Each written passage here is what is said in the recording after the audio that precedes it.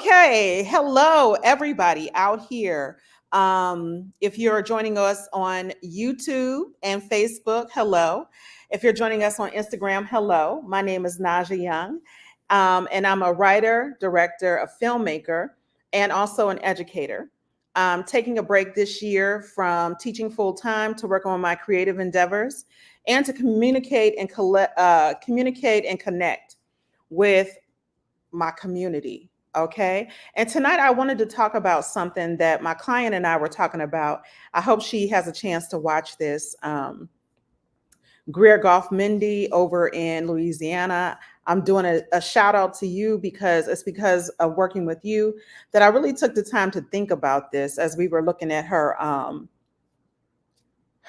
book that she's currently writing. And I want to talk about with you all. Let me go ahead and share this to one more platform. Thank you all. Thank you all for coming in. I see you. I see you. Thank you, Anel, producer, filmmaker. Thank you for joining us. What I really want to do is go ahead and talk about Black artists working in the Black community and whether or not we are, what's up, my brother Rob, Yomi, whether or not we are being given our due by our own community. And the reason why I want to talk about this is because I often find that folks take Black artists for granted, if I'm being honest. If you see me looking either direction, I'm looking at my phone one direction, I'm looking at my camera on my laptop in another direction. And yes, I know there's a simpler way to do it, but I'm not doing that right now. But I wanted to have this conversation about cultural and artistic philanthropy that's giving back in the Black community and what we expect of Black artists. And the reason why I want to talk about this is because I found that, honestly, hey, Amber, thanks for joining us. I found that in my experience, the Black community expects a lot from Black artists, whether it be Jay-Z and Beyonce, Denzel and Pauletta Washington, or whether it's Naja Young, Talise Campbell, Shanae King, Shamika Cunningham. Yes, those are the homies. Those are actual artists in the community, in the various communities across the United States of America. And the reason why I say that is because I found that when I'm trying to work within a Black community or trying to work with a predominantly Black or a Black run organization, I find that sometimes the prices that I quote people are balked at. You know, like people kind of really are like, oh, why does it cost so much? And these are people that I'm talking to who I know for a fact are wearing a designer bag at that moment, who are also, they have the newest, latest iPhone, tech gadget. They brag about, they put in a new computer lab at their organization and different things like that. But when it comes time to contract a Black artist, someone from their community or formerly from their community, to come in and work with children, young adults, or even adults and seniors, all of a sudden the money gets real funny, it gets real tight. And so I wanted to see if anybody else had experienced that. And also, more importantly, how do we start to combat that? I do believe in artistic and cultural philanthropy. That is to say, giving back within our communities. I see, Talise, you are absolutely correct. We do need a panel discussion on this because I don't mind giving back, and I don't think many of us mind giving back to our communities, wherever we may be. However, are we demanding the same of other artists that come and work within our communities? That's the real truth of the matter. Um, those of you who are on Facebook and YouTube, you may not be able to see the comments that I have going over on Instagram. But hey, Shamika, thanks for joining us. I want you guys to weigh in. And if you'd like to be a part of the conversation, by all means, let me know and I'll try to add you to our live discussion. Um, Even if your voice is just added to the discussion, I would greatly appreciate it. Because I think that, and I'm not sure if this happens in other disenfranchised communities or other communities of color. Are you being asked to give your art up for free, your expertise and your knowledge for free within your community without being adequately compensated? Because I know that um, as an artist, and I've been working in the arts. My mother worked tirelessly in the arts. Ibai Torun, rest, God bless your soul, mommy. And I worked with her. I worked on my own. I'm up there in age now. I'm a woman of a certain age now. And I've been working in the arts really since I was about 17, 16 years old.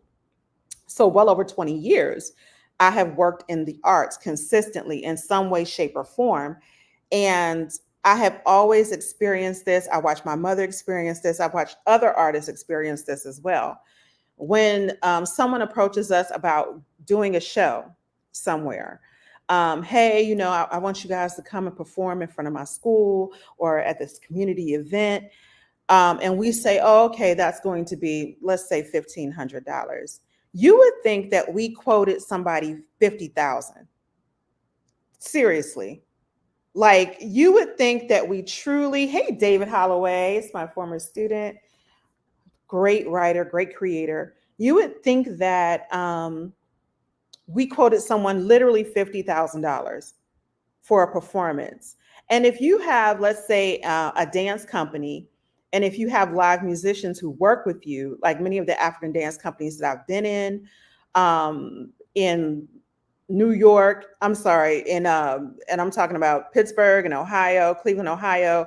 I worked in companies in those cities for many, many years. $1,500 divided by, let's say, 5 dancers, 2 or 3 drummers, $8, and then the artistic director, choreographer. That's not a lot of money. And people are like, well, I want you to perform for 15, 20 minutes or a half an hour. That amount of money that we are charging you barely covers our costs. Barely covers our costs. And my thing is I know that if you're going to a different arts organization, you're paying a whole lot more money, a whole hell of a lot more money for a performance. I don't care if we're talking about puppetry. I don't care if we're talking about a lone storyteller. At times, we are talking about a whole lot more money, even if we're talking about a modern dance troupe coming in and performing at your organization or your school. And I'm talking about, when I say school, I'm talking about colleges and universities as well. It's appalling to me the way that we treat one another. It's appalling. And if you want to weigh in right now, please feel free, leave a comment, weigh in. I want to hear what you have to say because this is ridiculous. Um, and that's not, and I understand that there are funding disparities within the arts community, um, and within the educational platforms. So you do have certain organizations that receive a lot more funding than other organizations. So they have more funding available for programming. And when I'm talking about programming, you guys, I'm talking about programming for their constituents, whoever their consumers are, whether they are children or adults, right? They are mandated or they try to do public programs for people to come in and enjoy the space, right? Well, here's what I know is that while there are funding disparities, I know that you fund what it is you value. You fund what it is you value. This is why if you go to my website, www.orumilasdaughter.com, You'll see prices there. I have to list prices because I need you to let you know and let other potential customers know that honestly, my talent is valuable. Your talent is valuable. It's valuable. Your talent, your time, your expertise, your education, your skills, your years of study is valuable. It's valuable. And honestly, we don't mind paying for that which we value. When we go to the grocery store, right, we walk down the bread aisle, you're going to see at least 30 brands of bread. Yes, at least 30 brands of bread. The bread I like might be $4.59. And I wish I was exaggerating, but have you walked down a bread aisle lately? It is really, it's ridiculous, right? So $4.59 for a loaf of bread. That's the bread that I like. Yes, they have the store brand that might be $1.59 or a dollar in some cases, but you don't like that bread. You like that $4.59 piece of bread. So that's the bread that you buy. So you don't mind paying for that which you value and that which you like. My question is when are organizations and schools that serve our communities going to value those who work so tirelessly within our communities? Tirelessly. You would think that, like I said, we're asking for astronomical amounts of money, even as a professor, you know? Yes, I'm going to add, hey, what's up, Queen? Queen Akila, I'm going to go ahead and add Japo Arts to the conversation. I believe I did. I don't know how to do that, Talise, but I'm going to try to do it. So David says that in general, hey Talise, how are you? Look, I was sitting here like, oh my goodness, this is such an issue. Yes. But I think you said the key word, and that's value. Yes. It's value. You know, if we're looking at, as you talked about in the school systems when they're trying to reach out for programming, we got to understand that the value isn't even there in their own curriculum. Yes. You know, when we're talking about folkloric forms or African forms or anything of that nature, we're dealing with different genres of Africa and the diaspora. That the value isn't there to even educate on those levels. So when they're reaching out for services, it's like we'll give you exposure. Exposure don't pay your bills. Exposure don't pay nobody's bills. I can't go down the street to Yeah, snapping shows and say, here's some exposure for you. exactly. I got $1,000 worth of exposure. Can you pay my light bill, please? It don't work like that. Exactly. Exactly. So I find myself now educating people who call me, you know, Mm-hmm. giving them resources. Well, if you do want us, here are some resources for you. You can apply to any one of these grants, and maybe you can get us in the future. Exactly. I think that's important. I find the same thing. And thank you, Queen Akila, right there. I see you. Akila said, in this age of social media, we don't need help with exposure. No. We really don't. No, Hey, baby. Brandon.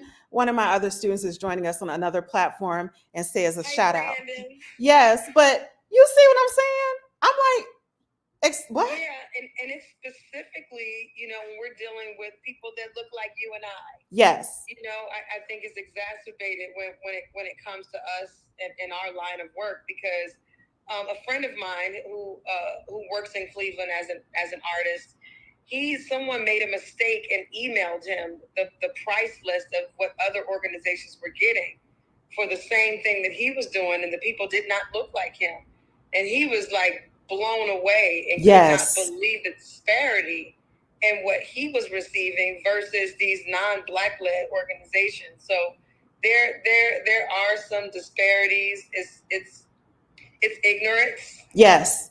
It's ignorance and it's a lack of value for what It we have to offer. truly So is. It's complete ignorance. I'm trying to make sure. I'm gonna try to see if my volume's all the way up, because I want everybody on the other platforms to be able to hear you as well. Um, what you're saying is absolutely correct. When even working for institutions of higher education, you and I both know, we know this. We know All this day long. all day long. I'm looking at them like, I'm sorry, I'm supposed to run the program, be the main instructor in the program, but Oh you yeah. but you only want me and produce. I gotta produce. I gotta have, and I gotta keep those. You gotta keep those graduation numbers up. You know what I'm saying? You gotta push people Yeah. through this program and advise and do all these things that we're asked to do. And Yeah. here is this little tiny amount of money that you're supposed to do It's that like the on. plantation effect. It really is. You know, It really is. produce. It's true. It really is, and it's sad, and especially in my, and we both are in the same line of work, you know, especially with me with dealing with folkloric forms of dance and music. It's never been valued in academia. It's never been on par, you know, with other forms, with, you know, let's say ballet or modern dance or whatever, you know, these Western forms are. It's never been on par, and unfortunately, I don't believe it never will be. But it has to be within. It I think does. it first starts with us, you know, we valuing our work and valuing ourselves. That's why you said, hey, I put my price list out there so that you know. Yeah. Off the rip. We can't go nowhere until you get past that. So once we begin to really value in ourselves and our art, you know, then we set our price, and it's okay to say no.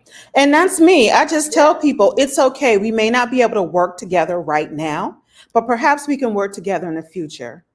Oh, well, but why is this so high? And I'm like, well, it's funny to me. Did you ask Usher why his ticket price is so high? I'm not saying I'm Usher, but I just in general. Did you ask Beyonce why her ticket is so high? If you went to City Winery and saw the famous Weedy Brimer. That's right. Hey, brother. Haven't met you in person, but I know. But the thing is, the funny thing is our communities are actually very small. So when people are like, he comes to Atlanta, they're like, I'm going to see. I'm like, okay. I'm like, we know people in common, but through the grapevine. But seriously, you don't call City Winery and say, why is the ticket so high? You just buy your ticket because you value that artist, you value what they do. Listen, Lisa Fisher came. I was like, if you want $100, I'll give you $100 because I love Lisa Fisher. That's right. She it's what you value. Yeah, it's what you value. And you said something very important as well about an artist in Cleveland who was mistakenly, really it was the universe illuminating them and letting them know. Right. Exactly. It wasn't a real mistake. Letting them know that this is how much everybody else is getting. Yeah. And this is what you've been getting. Yeah. Because I've had very good people in my life who literally looked at me and said, yeah, by the way, you're not charging enough. Yeah. And that's important too, to have that circle of people, you know, within your sphere of artistry where you live, that people can't play you against each other, right? Right. Because this same person, you know, somebody may call him and say, you know, this is what we can charge, and then they'll call me 2 hours afterwards, but we're already on the same page. Exactly. You feel me? We're already on the same page because we work together. So we've had that happen a lot, where people will call him and try to get different fees, or try to call me, and I'm like, no, we work together. And that's the thing is that some of these artistic communities, especially a Black arts community, we all kind of know each other, and it doesn't matter what city I'm in. I've worked in many cities, and I'm just like, oh yeah, I always look at people and I'm like, oh, I'm thinking to myself, yeah, I know them, or I know of them. Like we're only 1 degree of separation apart. That's right. And I'm like, oh, so you're calling me with this price, and I know you called them with that, and it's a good thing. I saw Black actresses talking about this one time on Instagram about not gatekeeping the price. How much were you offered for this role? Okay, I'm not taking the role, but I want you to know they offered me this. So when they come to you with something lesser, go here, because that's how much they were offering for that. Yeah, we need more of that. And unfortunately, this the plantation effect Mm-hmm. and those mental chains of what we went through, doing the great experiment, they still exist. They really do. So this mentality is ongoing. Everybody's trying to compete and get. I got to get to the top, so I'm not going to tell this person this. Where it's all about us being able to work together and be transparent. I think so. So that we can all win. That's the thing, is we all want to win. And when we're talking about like working within Black communities and stuff like that, and I'm working in a community that I know is disenfranchised, that there is economic disparity. Listen, I truly do not mind um, philanthropy to a certain extent. To a certain extent. So I always tell students, and if you go to my website, I've just started adding this on there. Like if you're a student and there's a service that you need, you're enrolled in school or something like that, still get at me. I would rather you, even if you look at something, you're like, damn, even if you're not enrolled in school and you're like, damn, I need this, and this sister can help me. I would rather you say something to me about it. Give me the opportunity to go, okay, I may not be able to do that for 3 hours, but like I tell people, conversations don't cost me anything, honestly. And that's where it starts. Let's have a conversation and let you decide. Because sometimes, of course, we know it all comes back around. When we give back trifold to those individuals that we know they're going to keep the fire burning. Yes. They're going to keep this fire burning. It's going to come back trifold. So we got to give. Exactly. Like the philanthropy exists. Yeah. We're always giving, but we have to be selective because abuse and use is in play as well. Oh yes, definitely. Definitely, Talise. Thank you for adding on. Is there anything else? Tell the people where you are right now. I'm in Cleveland, Ohio. Yes. I am in Cleveland, Ohio. And what do you do? Oh, what do I not do? Probably is the question. Well, I am a professor. I'm a choreographer. I'm an educator. And I am currently the artistic director of Japo Cultural Arts Institute, which is a nonprofit organization here in Cleveland, Ohio. All right, wonderful. And she's one of the people that I've had the pleasure of taking class with, from, and dance next to, perform with. Yes. Because it's funny, I feel like in my current iteration as an artist, right? Because we're always growing and things like that. And I love filmmaking. It is something I live, breathe, everything. It's your gift. Yeah. And in Atlanta, no one knows me as that. So wow. It's crazy because I'll be like thinking to myself, like, we just recently had something down here, and of course I was pulled up to dance because that person knows me. Did you show out? I mean, just a taste, just a little bit. I had to let the people know I can still what. Okay. Had to let them know. But you have major skills, and you are also one of those individuals who I call upon. I mean, we've had many conversations of me just consulting with you because, some things that you do is not in my arena at all. Mm-hmm. So, I'm thankful to be able to have you in my cipher and circle of artisans who I can call upon for wonderful advice. And you've always been there. So I thank you for that as well. Thank you so much. Thank you. And of course, we always support. I support, everything that I'm reposting. I'm like, okay, because I have to, and like I said, I'm not trying to gatekeep information or knowledge or anything like that. And we really have to think about that. Conversations don't really cost me anything. And sometimes I'll be like, oh, and I want to see people shine. So I'm never trying to give you something where you go and you look crazy. And I'm like, oh, like I cringe. And I'm like, oh my God. I'm like, okay, next time, call me. Hey, Carrie, how are you? Yes, because I'm like, even if I can't do the job, I'm going to tell you exactly what to look for from the person doing it. Here are your, I'll be like, no, these are the deliverables. No, you need a time frame on this. How much are you being charged? Because I know what that mindset is. And I mean, I've been doing this for a long time. So I have friends in all these different cities that I'm just blessed to know, to have worked with. and to have collaborated on major efforts with them. So yeah, it's a wonderful, beautiful thing. Thank you, Yeah. Talise, for You're joining us. welcome. Thank you. Great topic. Thank you. Thank you. Peace and love. Peace. Okay, that was wonderful. That was my first time adding someone into the conversation. So, if you're part of another community, if you're part of another disenfranchised community or another community of color, I would be interested in knowing how if you've experienced anything like this within your community. We have some comments on Instagram. I kind of wanted to share with everybody on the other platforms, on YouTube and on Facebook. Um, David, of course, has some great things to add. David was a former student of mine. He said, in general, I feel most artistic professionals do not receive enough financial recognition and respect to be paid what they are and their work is worth. I think that's true across the board as well. I wouldn't say that it's necessarily a Black issue. But I think it's something that it's funny, like our society runs on art. Truthfully, it runs on art. Our society, excuse me, runs on art. Entertainment is a very lucrative business, and entertainment is art. Okay, it's based on someone's artwork, right?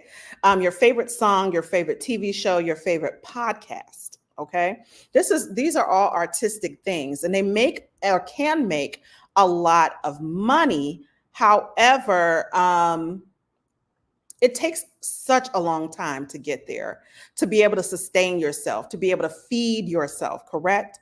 And a lot of artists, they're working this job, they're doing their art, but they also have to work another job to pay their bills.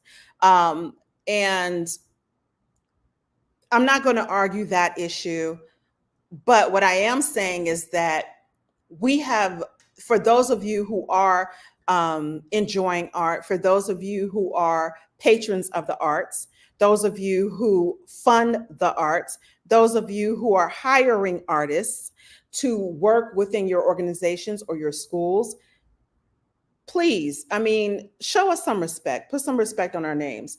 I'm speaking primarily of the Black community because I'm a Black woman, and I would say about half of my work, maybe a little bit more, happens within the Black community.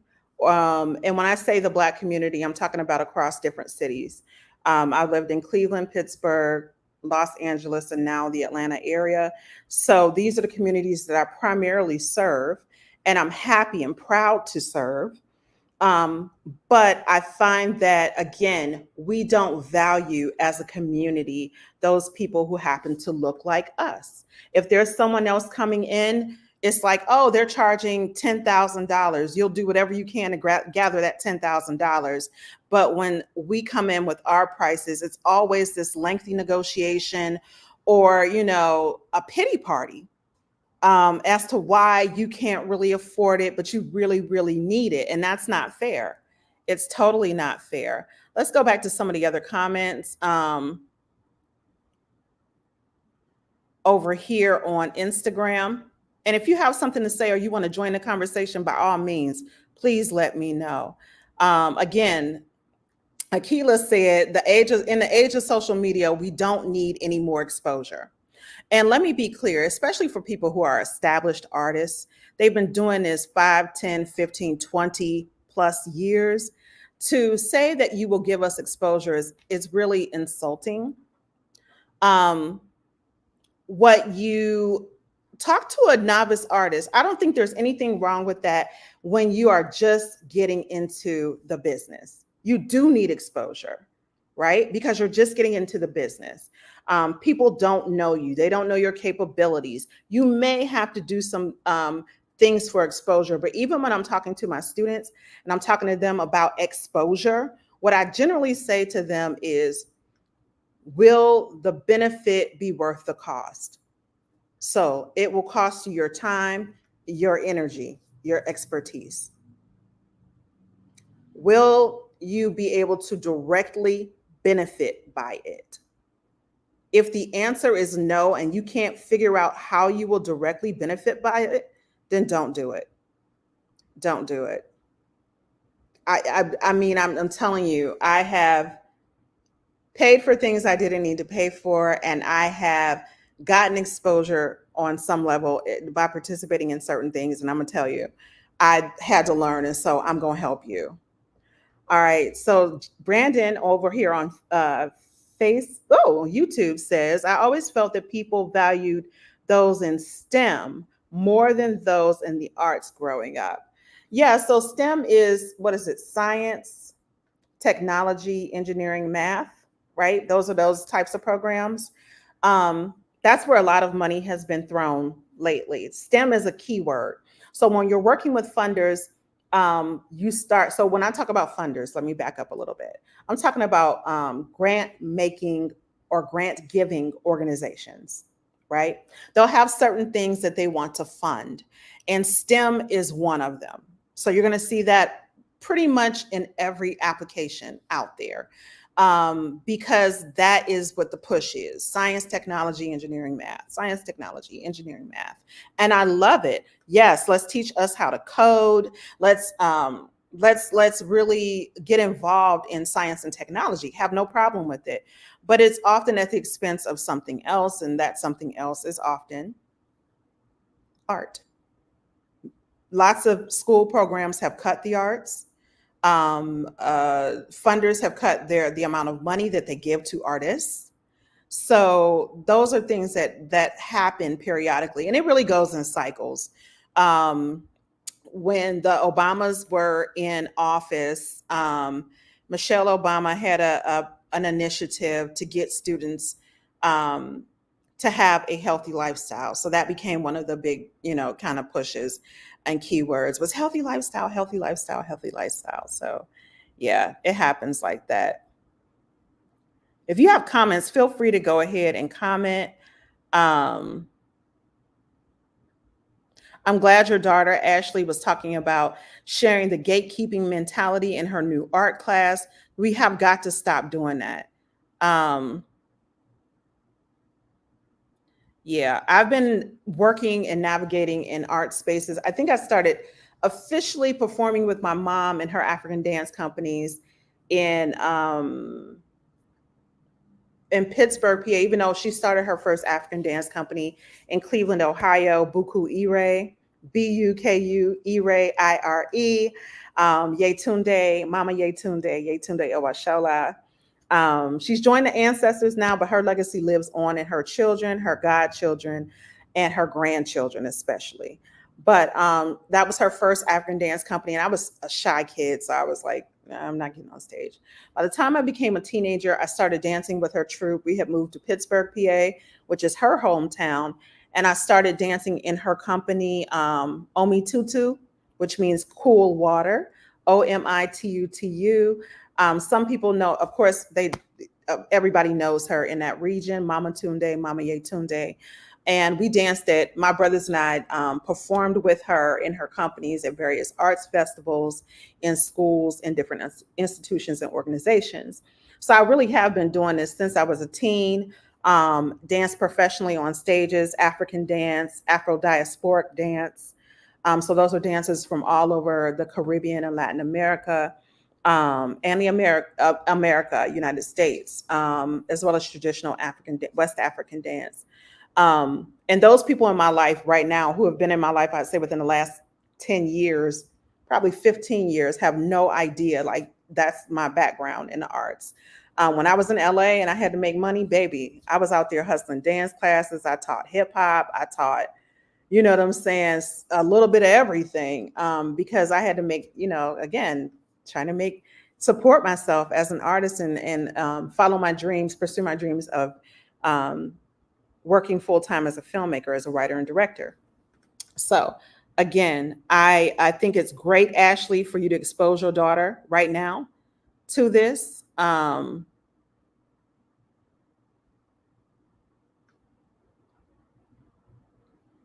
I'm going here. Oh, thank you, Rob. Yomi said you always supported me. I do. I love that. All right. So Lisa's a great person. Correct. Okay. I'm doing great work. Thank you very much. Thank you. All right. So Indigo Image, aka Rob, writes on Instagram. He said, "My exposure." He said, "My camera has exposure. I need work. Facts, facts, facts, fact, fact, fact, fact."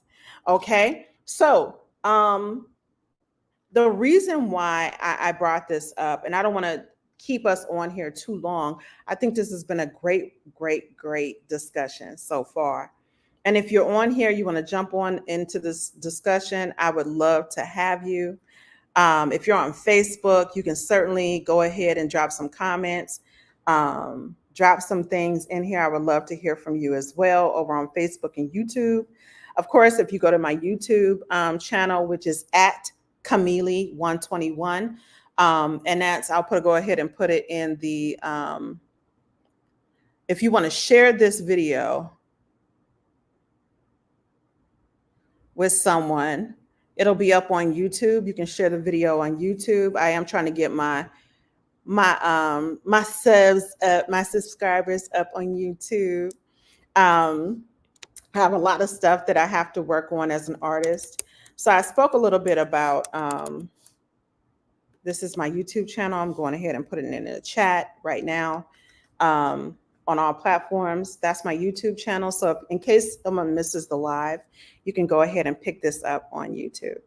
But I want to say this, like, as artists, we need space to create, right? So when I'm working full time as a professor or something in the like, I have very limited time to work on my own creative work. So I took the leap this year to go back and try to finish the multitudes of projects that are my personal projects, so I can go ahead and get them out there to you all, to the audience, to the people, because I've interviewed some incredible people. I've worked on some incredible documentaries. So my goal is to go ahead and get this stuff out here to the audience that I know is clamoring for some unique work from unique voices, and to hear something different that we don't always hear. So that's what I'm doing right now. But if you're interested, I work right now primarily as a filmmaker. So I'm a writer and I'm a director and I'm also a producer. So if you don't know what those things are, I understand. Let me help you. So every time you watch a movie, a television show, anything like that, even listen to a podcast, um, you have a writer, you generally have a director, and you're going to have a producer. All right. So if you've ever been interested in writing a movie, if you've ever been interested in directing a movie, if you've got story ideas that you would like to see on the big screen, on September 28th, I am actually hosting a virtual webinar, a virtual class that talks about this very thing. And I want to make sure that I give you all the correct information, because I have like 1,000 things going on in my head. But the date for that is September 28th. And that's a Saturday. So that's next Saturday, not this Saturday, but next Saturday. And I'm just going to pull it up so I don't misquote my own self, because that's something I would do. But if we head over to my website, www.orumilasdaughter.com, and I'll go ahead and throw it in the chat over here on Instagram as well. I have a workshop coming up for those people who are interested in writing their own screenplay. So the screenplay is the script. That's the actual script that actors and directors use to make a movie. But what I find is when I'm working with novice writers or people who write primarily in other genres, they don't know how to format a script correctly, and they don't know that a script has rules to it, right? There's a certain way that we write a novel versus writing a play versus writing a screenplay. So we have our own set of rules that we follow when writing a screenplay. So on September 28th, you can actually go ahead and join my workshop. It's, I believe, a 2-hour workshop. Um, it's a 2-hour workshop on September 28th. And let's see. And that workshop is only $55 per person. $55 per person. Look at me. I started talking about a workshop and some little bit of money. Ooh, child. Y'all was like, oh, I gotta go. It's all good. We're about to wrap up anyway because it is getting later. And I didn't want to belabor the point, but I wanted us to have an important discussion about how we treat Black artists within the Black community. So you can still go ahead and post your response. You can still be a part of the discussion.